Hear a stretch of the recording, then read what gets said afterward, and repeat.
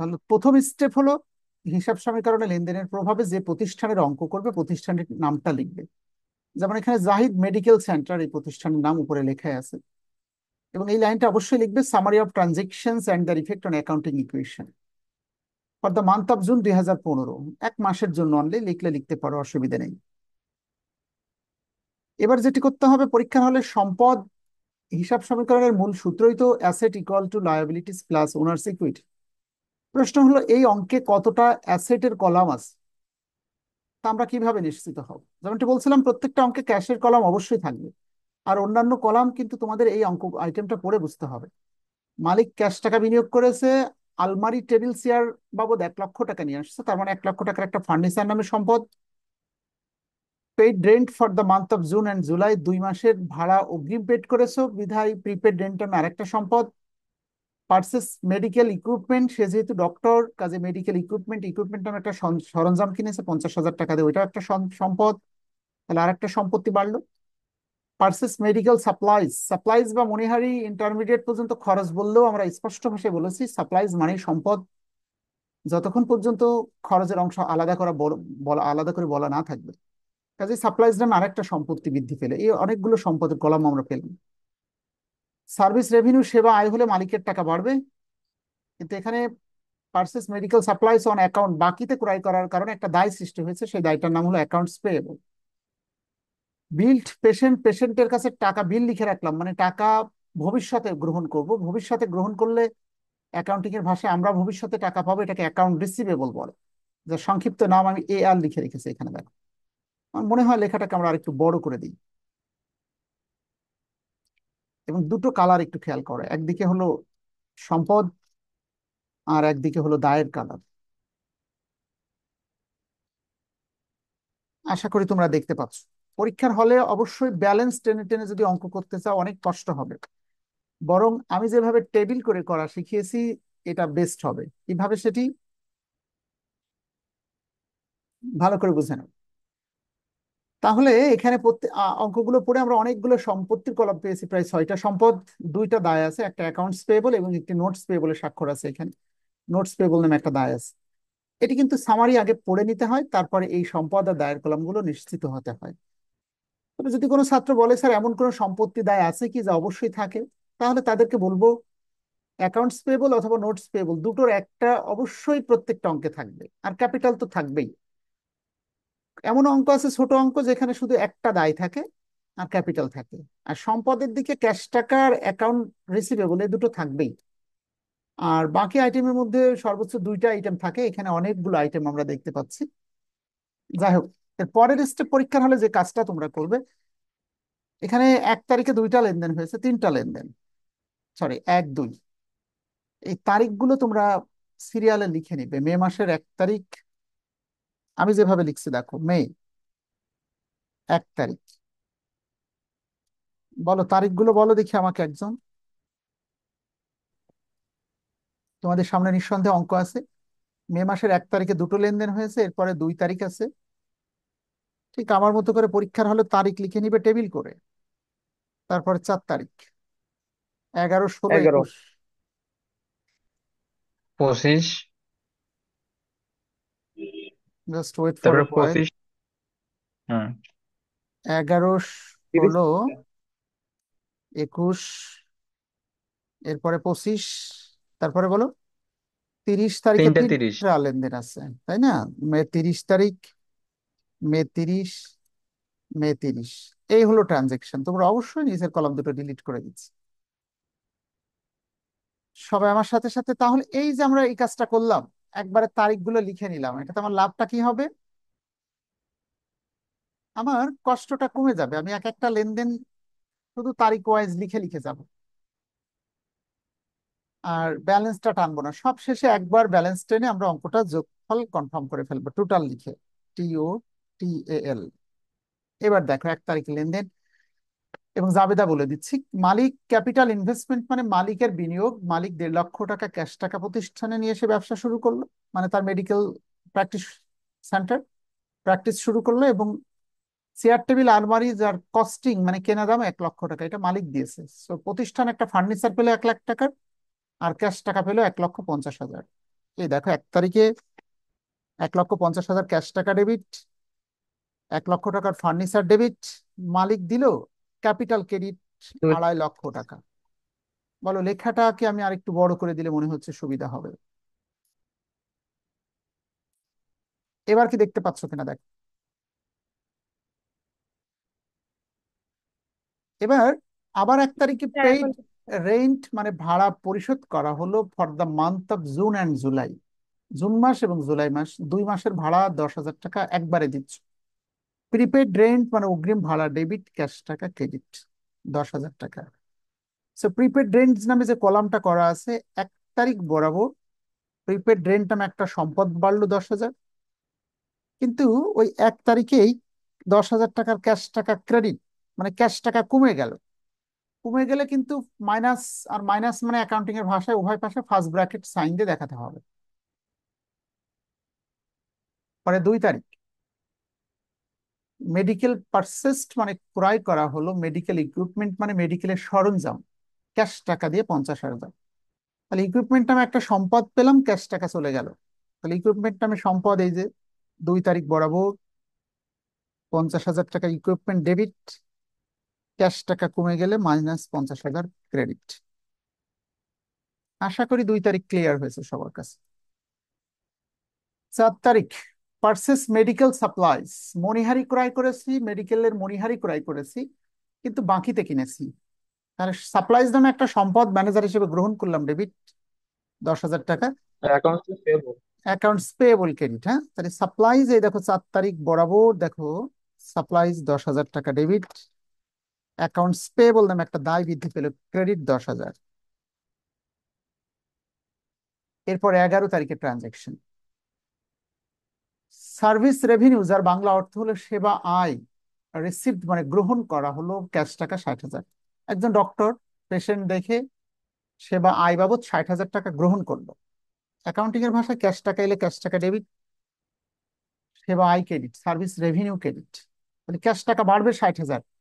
11 তারিখে দেখো 60,000 টাকা প্লাস হয়েছে ক্যাশ টাকা। আর যেহেতু সার্ভিস রেভিনিউ ক্রেডিট, অ্যাকাউন্টিং এর ভাষায় আয় হলে মালিকের ক্যাপিটালের সাথে যোগ হবে, আর ব্যয় হলে ক্যাপিটাল থেকে বিয়োগ হবে, কাজে 60,000 টাকা মালিকের টাকা বাড়বে। কারণ প্রতিষ্ঠানের আয়ের অংশীদার মালিক, আবার ব্যয় হলে মালিকের টাকাই কমে যাবে।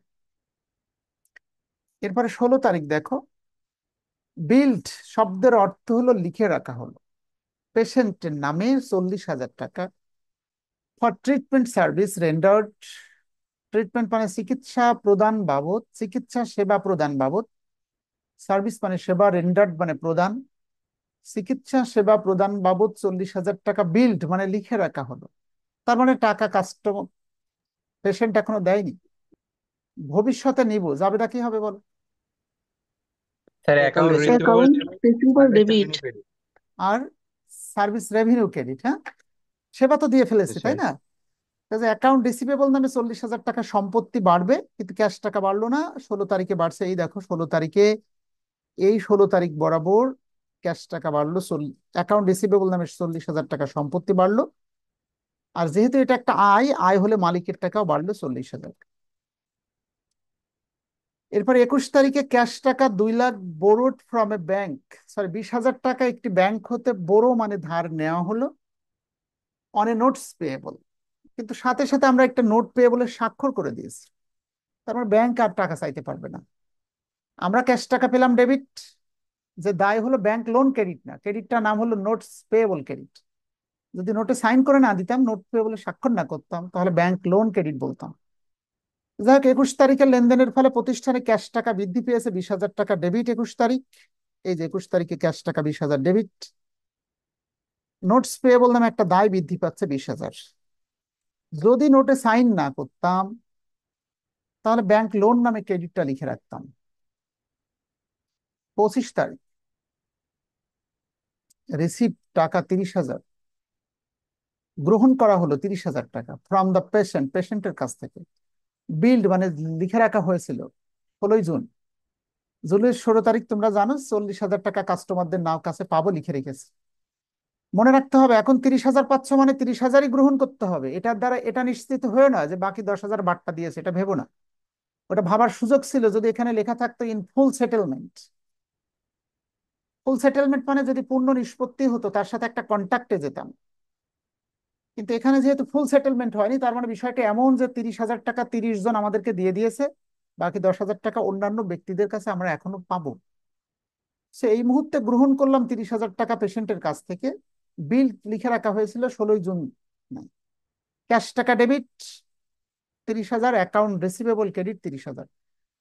মানে একটা সম্পত্তি বাড়লো কিন্তু আরেকটা সম্পদ কমে গেল।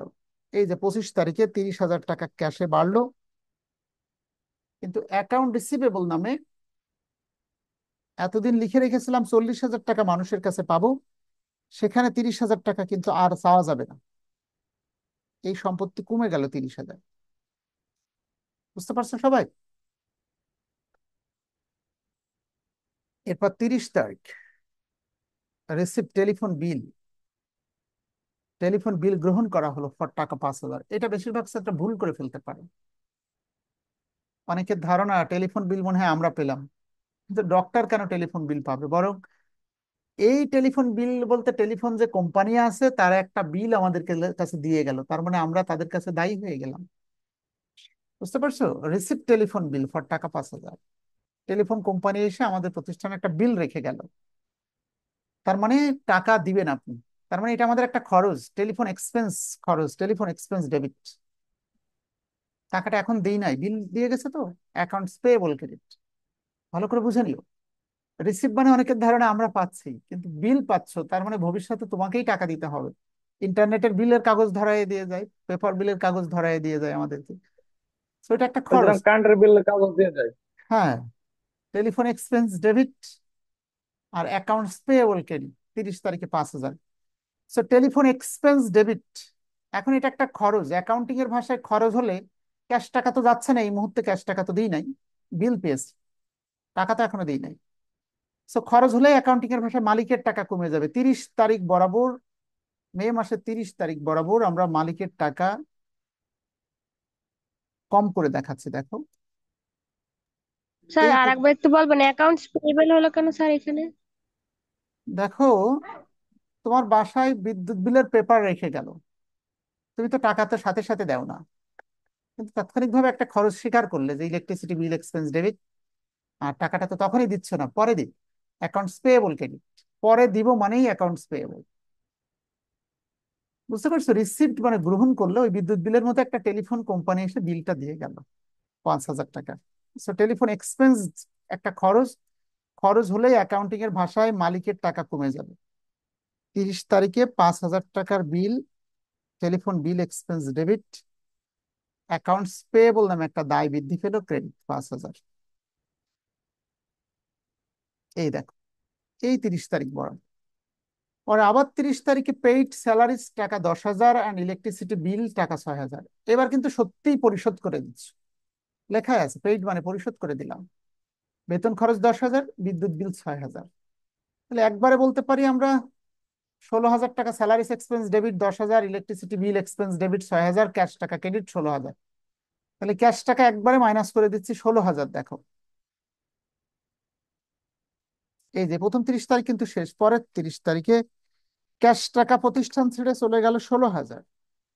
কিন্তু দুটো খরচ হয়েছে, 10,000 টাকা হলো স্যালারিস এক্সপেন্স মাইনাস, খরচ হলে কার টাকা কমবে? সাব্বির। আর 6,000 টাকা হলো ইলেকট্রিসিটি বিল মাইনাস। স্যার, মালিকের টাকা। এই পাশে ইচ্ছা করলে তোমরা এই 30 তারিখে স্যালারিস এক্সপেন্স ডেবিট, খরচ হলেই মালিকের টাকা কমে গেল 10,000, কমে গেল মানে মাইনাস। এখানে কমেন্টের এখানে স্যালারিস শব্দটা লিখবে, নিচেরটা লিখবে ইলেকট্রিসিটি বিল। এখানে লিখবে স্যালারিস, LARIES, আর তার নিচে লিখবে ইলেকট্রিসিটি বিল। স্যার একসাথে লেখা যাবে না? স্যালারিস অ্যান্ড ইলেকট্রিসিটি বিল এইভাবে চাচ্ছ? আমার জায়গা শর্ট আছে, আমি ই বিল লিখে দিলাম শুধু, মানে ইলেকট্রিসিটি বিল। তো 16,000 টাকা একসাথে যোগ করে লিখলে কোনো অসুবিধা নেই।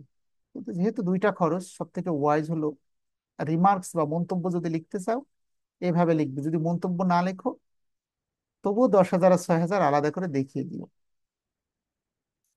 মেডিকেল সাপ্লাইজ অন হ্যান্ড, এটা একটু ভালো করে বুঝো। এই জায়গাটাই সব ছাত্র ভুল করবে। যে সাপ্লাইজ বা মণিহারি কিনে রেখেছিলাম মে মাসের 4 তারিখে 10,000 টাকার মণিহারি কিনে রেখেছিল ডক্টর, খাতা কলম পেন পেন্সিল ক্যালকুলেটর 10,000 টাকা। বলছেন মাস শেষ হয়ে গেল, মেডিকেল সাপ্লাইজ মেডিকেল মণিহারি এখনো হাতে থেকে গেল 2,000 টাকা। বলো যেটা হাতে আছে সেটার জাবেদা হবে, না যেটুকু খরচ হয়ে গেল সেটার জাবেদা হবে? যেটা খরচ হয়ে গেল ওটার যাবে। ইয়েস। যে সম্পদ ছিল 10,000 টাকার মেডিকেল সাপ্লাইজ নামে যে সম্পত্তি বলে সে লিখে রেখেছিল, আর 2,000 টাকার সম্পদ হাতে আছে, তার মানে 8,000 টাকা একটা খরচ হয়ে গেছে। এটা জাবেদা লিখে নিতে পারে ইচ্ছা করলে। সবাই এটা ভুল করবে। Supplies expense debit 8,000, supplies credit 8,000। যদিও এখানে 2,000 লেখা, কিন্তু আমরা কিন্তু এখানে 30 তারিখে লিখবো সাপ্লাইজ এক্সপেন্স ডেবিট 8,000 আর সাপ্লাইজ ক্রেডিট 8,000।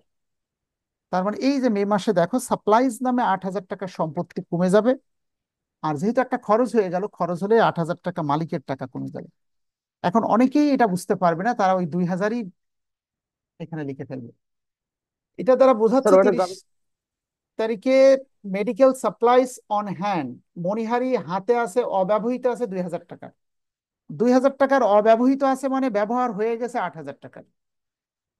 তাহলে 10,000 টাকার এতদিন সম্পত্তি বলছিলে, এখন যদি 8,000 টাকার সম্পত্তি কমে যায় তাহলে 8,000 তো বিয়োগ করে ফেলতে হবে।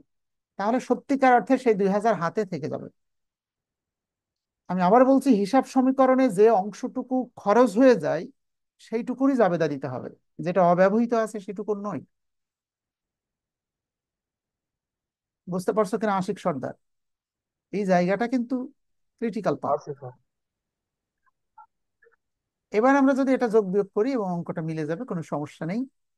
যোগ করার নিয়ম তো জানোই, একটু বলো দেখি ক্যাশ টাকা আমাদের কত হয়েছে এখানে, একজন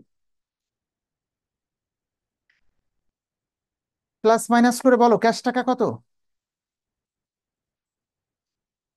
1,50,000 থেকে 60,000 বাদ দিলে 90,000, আবার 60,000 যোগ হলে 1,50,000, আবার 50,000 যোগ হলে 2 লাখ, 2 লাখ থেকে 60,000 বাদ দিয়ে দাও, তাহলে 1,84,000 টাকা। ফার্নিচার আছে 1,00,000 টাকা, প্রিপেড রেন্ট আছে 10,000, ইকুইপমেন্ট আছে 50,000, সাপ্লাইজ 10,000 টাকা প্রথমে কিনেছিলাম, বছর শেষ হয়ে গেছে এখনো হাতে আছে 2,000, তার মানে খরচ হয়েছিল 8,000, সেটা বিয়োগ না করলে তো 2,000 পাবে না।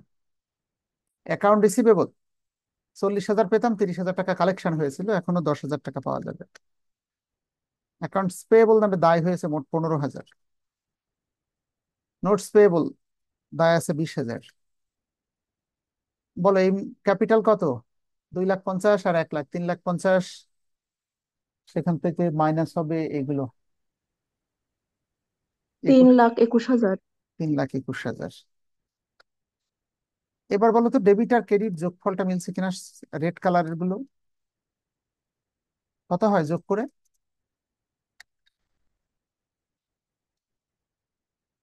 বলো।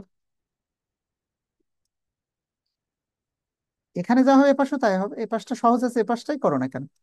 3,41,000, 51,000 আর 5, 3,56,000, এপাশও তাই হবে। নাকি ভুল গেছে ভাবতেছো তোমরা? সেটা তো সুযোগ নেই জানা মতো, because every transaction has equal effect in accounting ল্যাঙ্গুয়েজে। প্রত্যেকটা লেনদেন সমানভাবে প্রভাবিত হয়। যদি যোগ করা ভুল না করি অঙ্ক ভুল হওয়ার কোনো সুযোগ নেই আশা করতেছি। বলো 3,56,000 হয়েছে? রেটের সাইডে স্যার আপনার 3,56,000 হয়েছে।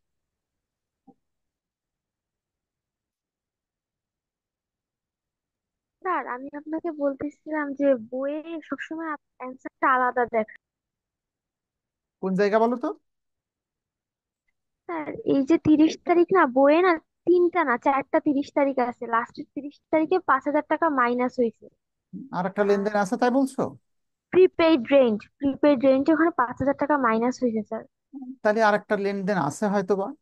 আচ্ছা ওইটা 30 তারিখ, আচ্ছা এখানে নেই কিন্তু মূল অঙ্কে আছে কম্পোজ করা। জি স্যার বইয়ে রয়েছে। কি আছে বলো তো 30 তারিখে, আবার লেনদেনটা বলো। এখানে কোনো 5,000 টাকা আমি খুঁজেই পাচ্ছি না, কিন্তু আচ্ছা আচ্ছা, বইয়ে ভালো এরা পাঁচ বলেছো, হ্যাঁ হাজার ঠিক টাকা আছে মাইনাস। ঠিক আছে, কথা সত্য বলেছো। কারণ ওই দেখো উপরে একটা খেয়াল করে দেখো, আমরা কিন্তু জুন মাসের হিসাব করতেছি। তো নিখুঁত হিসাব যদি করতে হয়, এখানে paid rain for the month of June and July, আমরা এটা মে মাসে হিসাব করতেছি। এটা তো জুন আর জুলাইয়ের টাকা, তাহলে তো খরচ বলা যাচ্ছে না। এটা যদি মে মাস হয়, এখানে একটু ভুল আছে, এই তারিখটা লেখা ভুল আছে, তাহলে দেখো এখানে জুন হবে। জি স্যার, বইয়ে এখানে জুন যদি আছে। জুন হয়, তাহলে সবাই একটু খেয়াল করে শোনো। জুন আর জুলাই মাস, 2 মাসের জন্য অগ্রিম ভাড়া দিলাম 10,000। আচ্ছা, 30 তারিখে তো 1 মাসের টাকা 5,000 সত্যি খরচ হয়ে যাবে। অ্যাকাউন্টিং এর ভাষায় যেটা খরচ হয়ে যাবে সেটুকুর জাবেদা দিতে হবে আমাদের। সো এই 30 তারিখ যদিও পরে লেখা নেই, কিন্তু মাসের শেষে এই ভাড়াটা খরচ হিসেবে কাউন্ট হবে। তাহলে আগের যে অঙ্কটা দেখালাম ওটা তো জাবেদা করেছিলাম, ওটা অবশ্য লেখাই ছিল অঙ্কে। 1 মাস সত্যিই খরচ হিসেবে ট্রিটেড হবে, এই লাইনটা লেখা থাকা উচিত। একটু ভালো করে দেখো, এই অঙ্কে কিন্তু এই লাইনটা লেখা ছিল 1 month rent is to be treated as expense. কিন্তু এই অঙ্কে কিন্তু এটা লেখা নেই। লেখা নেই এই কারণে এখানে তারিখ দেওয়া আছে, তাই লেখা নেই। বুঝতে পারছো? এই লাইনটা যদি লেখা থাকতো সব থেকে সুন্দর হতো, লেখা না থাকলেও, যেহেতু এটা জুন মাস, 1 তারিখে ভাড়া অ্যাডভান্স দিলে স্বাভাবিকভাবেই 30 তারিখে ওইটার অ্যাডভান্স থাকে না, মালিকের পাওনা হয়ে যায়, মানে বাড়িওয়ালা। তাহলে আর 1 মাসেরটা অ্যাডভান্স থাকে, যেটা অ্যাডভান্স থাকবে ওইটা নিয়ে ভাবতে হবে না, যেটা খরচ হয়ে গেছে ওইটা নিয়ে ভাবতে হবে। তাহলে 5,000 টাকা ঘর ভাড়া যদি খরচ হয়ে যায়, rent expense debit, prepaid rent credit. So rent expense debit লিখতে হবে এবং প্রিপেড রেন্ট ক্রেডিট বলে আরেকটি ট্রানজেকশন দেখাতে হবে। কথাটা তুমি ঠিক ধরেছো ma'am. Rent expense debit, prepaid rent credit.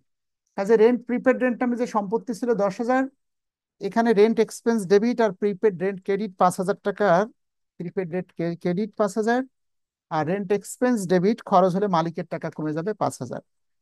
তাহলে উভয় পাশে 5,000 করে টাকা কমে গেলে, 5,000 কমে গেল, এখানে 3,21,000 থেকে 5,000 কমে গেলে থাকছে হলো 3,16,000 টাকা। 5,000 কমে গেলে 3,51,000। উত্তরে এবার 3,51,000 মিলেছে। যে মেয়েটা আমাকে প্রশ্ন করলো। জি স্যার, এবার ঠিক আছে। ধন্যবাদ, তুমি একটা স্যার ভালো আমার একটা পয়েন্ট প্রশ্ন দিলে। স্যার। হ্যাঁ শিওর। স্যার আমরা যদি কারো কাছে টাকা পাই, হুম। মানে আমরা যদি কারো মানে কেউ আমার কাছে টাকা পায়, তাহলে আছে আমরা যদি কোনো নোটে স্বাক্ষর দিই তাহলে হচ্ছে নোটস পেবল হয়। আর আমাদের কাছে যদি কেউ মানে আমরা যদি কারো কাছে টাকা পাই, সে যদি নোটে স্বাক্ষর করে, তো নোটস সে নোটে স্বাক্ষর করে রিসিভ। না। ওটা নোট রিসিভেবল বলে, ওটাকে হ্যাঁ করে।